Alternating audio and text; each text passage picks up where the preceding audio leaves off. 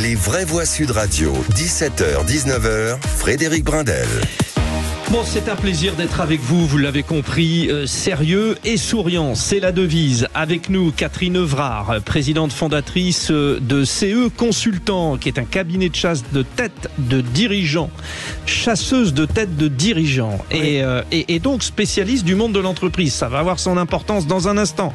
Michael Sadoun, notre chroniqueur, expert politique, là aussi, ça va avoir son importance dans un instant. Et puis Pierre-Yves Martin, consultant dans le monde de l'entreprise, qui parle à l'oreille des grands champions et ils vont évidemment, nos trois vraies voix, participer au grand débat qui arrive. Les vraies voix Sud Radio, le grand débat du jour. L'INSEE envisage, je cite, un effet JO sur la croissance française de l'ordre de 0,3 points de PIB au troisième trimestre. Ajoutons que depuis la tenue de l'événement, l'atmosphère vire à l'enthousiasme dans notre beau pays.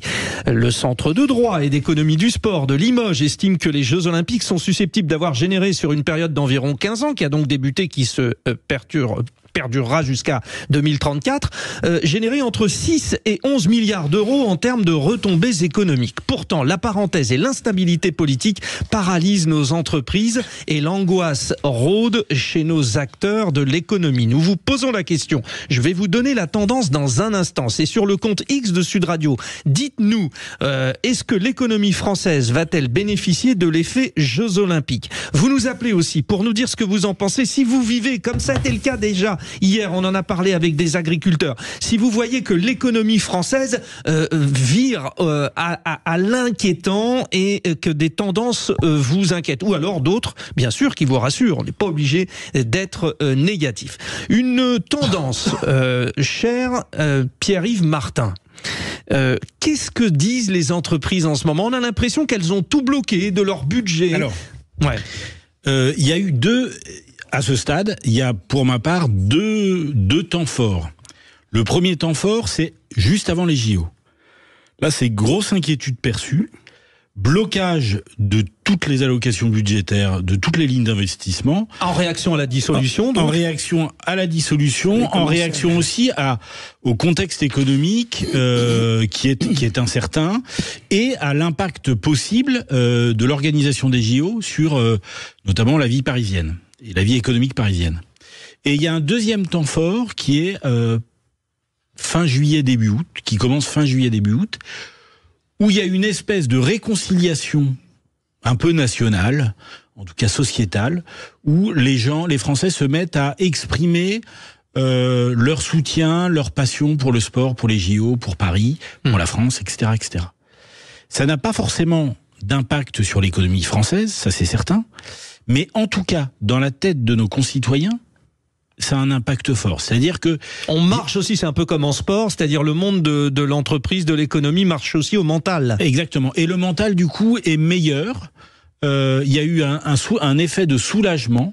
Je ne sais pas combien de temps ça va durer. Je perçois les mimiques de mes chers amis vraie voix. Il se tarde de vous répondre. Voilà. Mais moi, je perçois, mais j'ai peut-être un mauvais regard, mais je perçois quand même un effet de soulagement, un effet positif sur la psychologie des Français. Je ne sais pas combien de temps ça va durer, mais ce qui est sûr, c'est qu'il faut en profiter. Catherine Evrard. Bon, alors moi je suis pas tout à fait de cet avis, même si je reconnais que ça a été un engouement exceptionnel, ces Jeux Olympiques, et que tout le monde était très heureux. Sauf que d'abord, c'était très parisien. Ne l'oublions pas, personne ne le dit, mais quand même...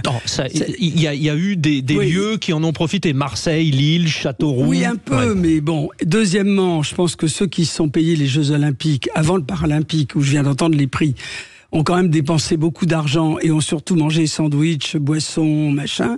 Et je pense que l'effet, en tout cas concernant les Jeux, on ne le verra pas tout de suite. On le verra peut-être dans 1 an, 2 ans. En revanche, sur l'entreprise, pour moi, c'est très net.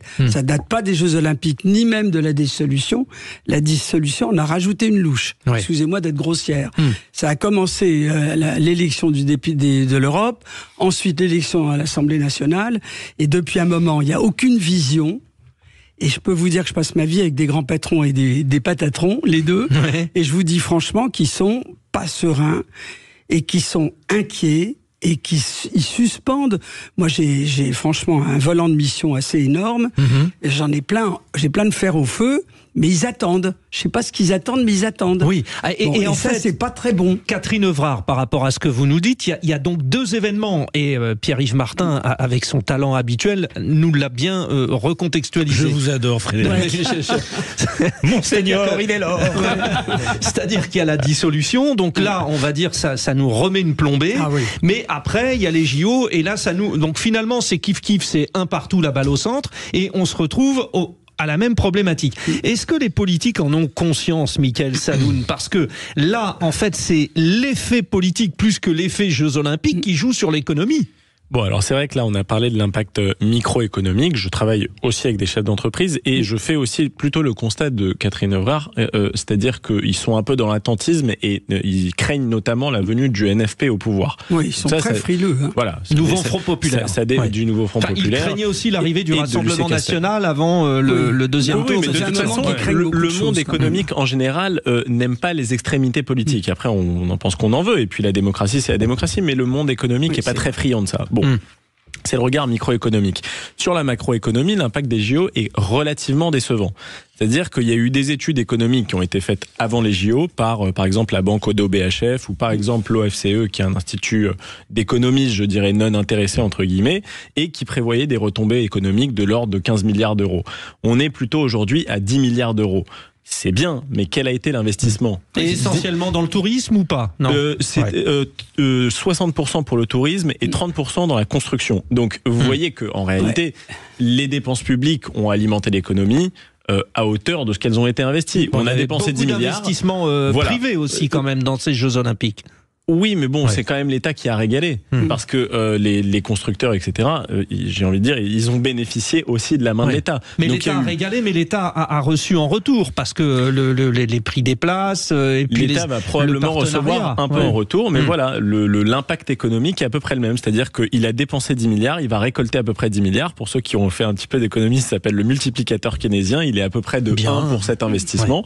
Donc, c'est pas remarquable non plus. Après, concernant le mental, je sais pas, j'espère que ça va influer sur l'économie et qu'on va avoir une belle rentrée. Bon, Sandra est avec nous au 0826 300 300. Les auditeurs, dites-nous ce que vous en pensez. Comment sentez-vous l'évolution de l'économie après avoir pris ce bol d'air olympique? Sandra, depuis la Vendée, depuis Challans précisément. Vous sentez une économie qui peut repartir ou dans le quotidien vous dites ça ne change rien? Alors, plusieurs choses. La première, c'est que je suis courtier en crédit immobilier. Ah, très intéressant. Donc, je peux vous dire ce qui se passe un petit peu. Alors, à mon humble niveau, je ne veux pas le reflet ni de la France ni de la Vendée dans sa totalité, mais il y a clairement un ralentissement important. Qui est dû à c'est multifactoriel, les taux qui ont augmenté, le coût de l'immobilier qui n'a pas encore suffisamment baissé pour permettre d'amortir cette hausse de taux, la suppression de certaines aides pour les jeunes, entre autres pour les primo-accédants. Bref, c'est pas limpide. Les artisans que je rencontre sont plutôt sur des prises de commandes habituelles sur 1 an.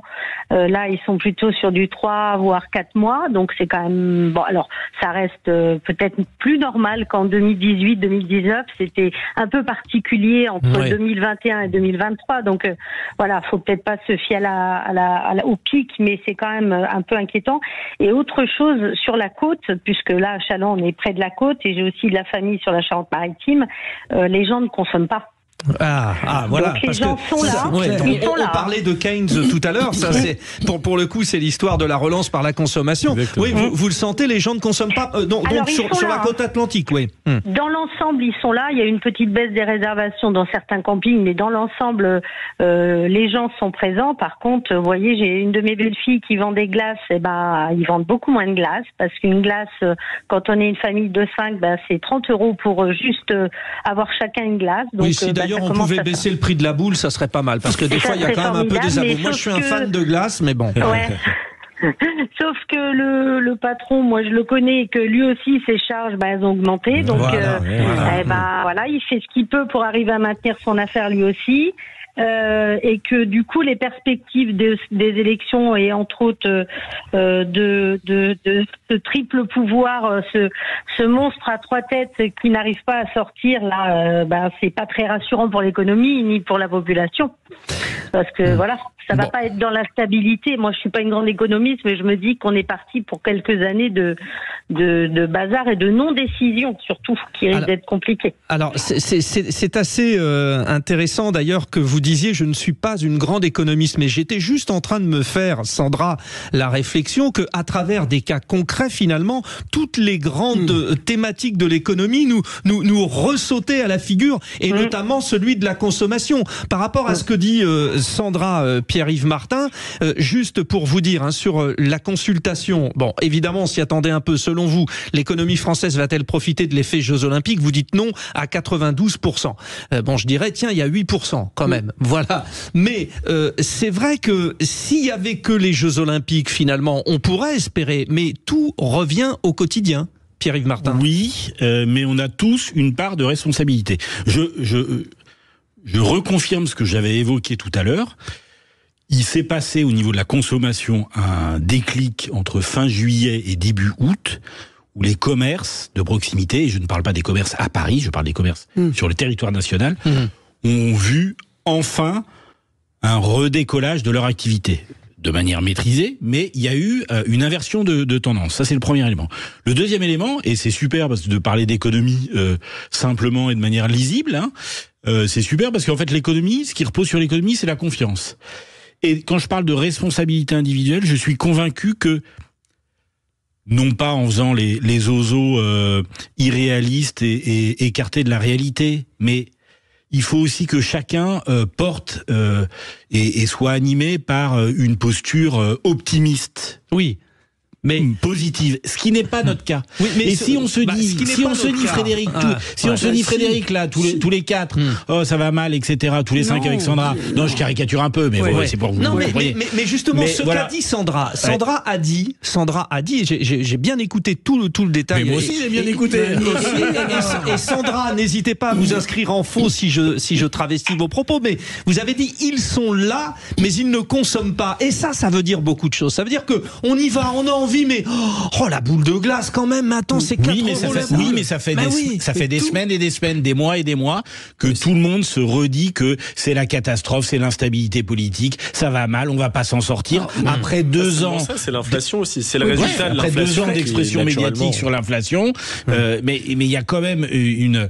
Je reviens sur ce sujet de responsabilité individuelle, même si c'est compliqué, mais je pense qu'on doit aussi, et en tant que Français, on a des difficultés avec ça, voir peut-être de manière plus positive la vie. D'accord. Alors, message entendu. Et quand bien même, la personne qui va être la mieux placée du monde pour répondre à cette question est à ma droite. C'est Catherine Evrard, je le rappelle, chasseuse de tête, de chef d'entreprise, parce que de dirigeant. Un chasseur de tête, ça voit beaucoup de monde. Voilà. Et alors, on essaye de débaucher, je rappelle, les meilleurs, mais s'ils sont un peu moins bons, on les aime bien aussi. Parce que, que les consommateurs, Catherine, que les consommateurs aient le moral ou pas, c'est une chose. Pierre-Yves Martin vient de le dire. Mais les producteurs, ceux qui ont... les dirigeants... Ils ne l'ont pas. Non, ils l'ont pas. Je vais Pourtant, quand même faire un bémol. Je vais quand même faire un petit bémol. Si ce sont des employés qu'on cherche, que ce soit dans la distribution, etc., comme on en cherche énormément, ceux qui veulent bien travailler et aller dans ces secteurs-là, il y a de la place. On en cherche. Mais c'est pas du tout ce que je fais moi.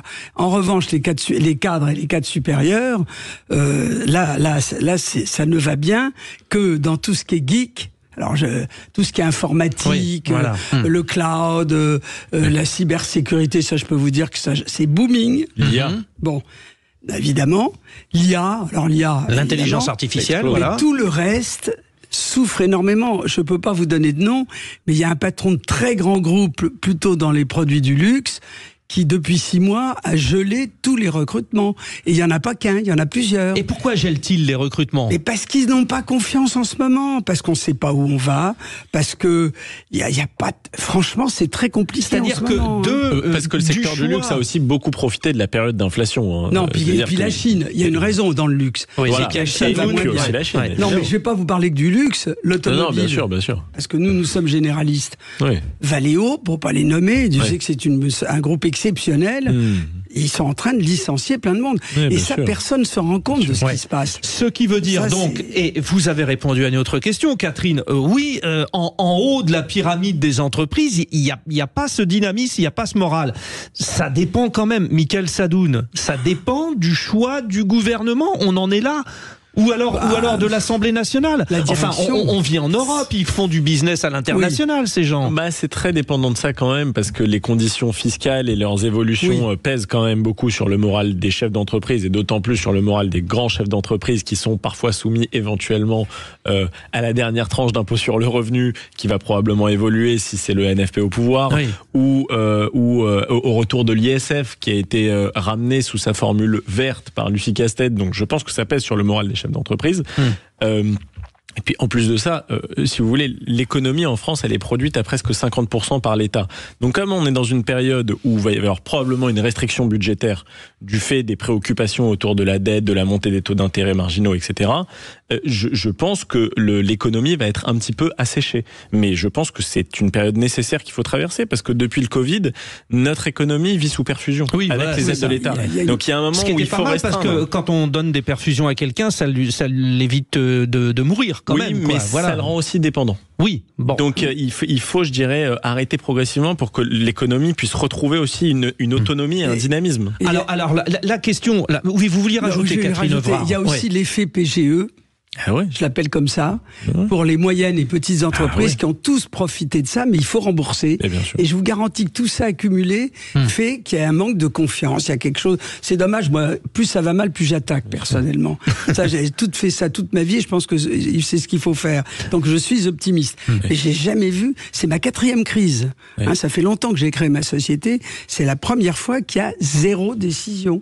Je sais pas ce qui se passe. Je pense que Catherine Vrard ne me dira pas non aussi, mais je pense pour ce volet qui est le recrutement. Vous allez vite en besogne, elle peut vous dire non, Catherine Vrard.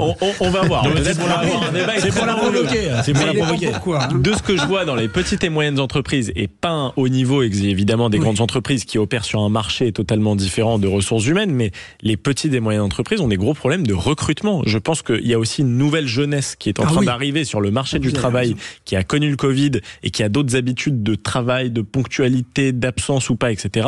Et que ça pèse réellement sur le dynamisme des entreprises. Pour conclure ce débat, et très rapidement, les 3 vraies voix. Donc, on a bien compris qu'en ce moment, les entreprises ont peur parce que la situation politique risque de ne pas aller en leur faveur. Au-delà de vos convictions politiques, alors quel type de gouvernement faudrait-il ? Je vous le dis, alors en termes de couleur ou on va dire de coalition, en 2 mots chacun, on commence par Michael Sadoun. Pour les rassurer, hein. C'est bien ça. C'est pas pour vous faire plaisir, mais pour rassurer les entreprises. Je ne sais pas ce qui me ferait plaisir, mais je pense qu'en l'occurrence, ce qui leur ferait plaisir coïnciderait plutôt avec ce que je pense être le résultat des législatives. C'est-à-dire que la France, malgré ce que dit le nouveau Front populaire, est plutôt à droite. On pourrait dire qu'Emmanuel Macron, s'il signe un pacte législatif avec les Républicains, arriverait à composer une relative majorité, plus grande d'ailleurs que le NFP, de centre droit. Il faudrait éventuellement une personnalité non politique pour ne pas fâcher et ne pas vexer tout le monde. Donc moi, je pense qu'il faudrait un haut fonctionnaire, plutôt de centre droit. J'ai quelques noms en tête, mais voilà. Catherine Vrard, d'accord ? Oui, presque d'accord, franchement. Je pense que ce sont les seuls, le centre, droit et gauche d'ailleurs, qui sont capables de rassembler aujourd'hui. Mais il faut peut-être quelqu'un de rond et d'un tout petit peu âgé. Moi, c'est mon idée. Pierre-Yves Martin.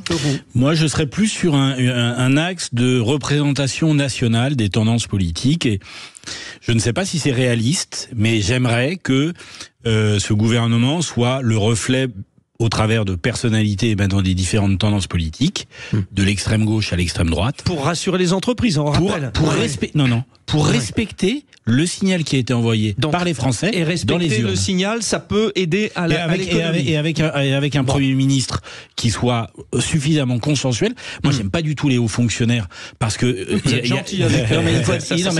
Il y a être haut fonctionnaire, mais vu l'époque, on a besoin d'un vrai politique avec une vraie démarche. Merci à tous les 3. Je savais que vous seriez exceptionnel sur ce débat. Et d'ailleurs, on a eu Sandra. Sandra reste avec nous. Elle va jouer avec vous, les vraies voix, et avec vous, les auditeurs de Sud Radio, parce que il va falloir dégainer aussi, hein. Le fameux quiz de l'été arrive. Sud Radio. Sud Radio. Parlons vrai. Parlons vrai. Sud Radio. Parlons vrai.